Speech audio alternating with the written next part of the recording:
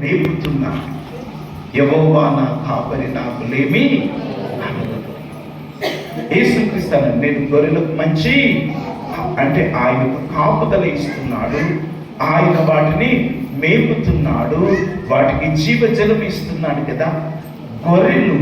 గొర్రెలు కంటాయి, గొర్రె బొచ్చిస్తాయి, గొర్రెలు పాలిస్తాయి. ఎవరికి? గొర్రె ఎప్పుడు బొచ్చును దాచుకో, గొర్రె ఎప్పుడు పాలను దాచుకో. గొర్రెల కాపరి కొరకు ఏమిస్తాయి? గొంగళ్ళ గురించి బాగా చింతలకి ఆదేస్తాం. బొచ్చు, గొర్రె బొచ్చు ఎప్పుడెప్పుడు కట్ చేస్తాడో మీకు తెలుసు. కాపరి మాత్రమే కట్ చేస్తాడు. కాసేవాడికి బొచ్చు ఇవ్వాలి కదా. గొర్రెలు కనాలి, గొర్రెలు పాలు ఇవ్వాలి. హల్లెలూయా. రియల్గా అప్పుడు ఆనందిస్తారు. నా గొర్రెలు అంటారు. మంచి కాపరి, ప్రధాన కాపరి యేసుక్రీస్తు వారు.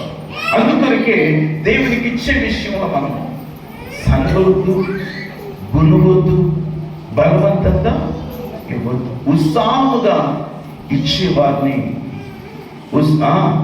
దేవుడు ఎంతగానో ఆశీర్వదిస్తాడు. పేద సంఘం గురించి పౌలు గారు చెప్పారు. వారు నిరుపేదలంట.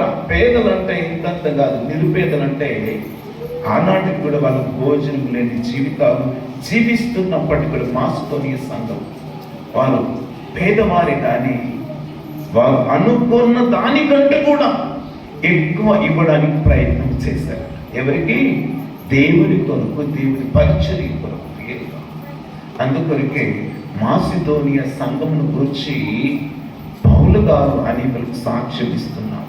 వారు పేదవారి 8వ అధ్యాయంలో 5 విషయాలను అక్కడ రాయడం జరిగిందండి. కాబట్టి ఎక్కడున్నామో అక్కడికి వస్తున్నాను, చివరిగా చెప్పి ముగిస్తున్నాను.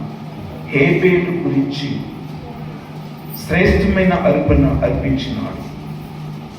అక్కడ పాస్టర్లు చెప్తే కాదు, ఆయనలో వచ్చింది. మేము ఎన్ని చెప్పినా నీలో రాకపోతే అది బెస్ట్. నీలో రా.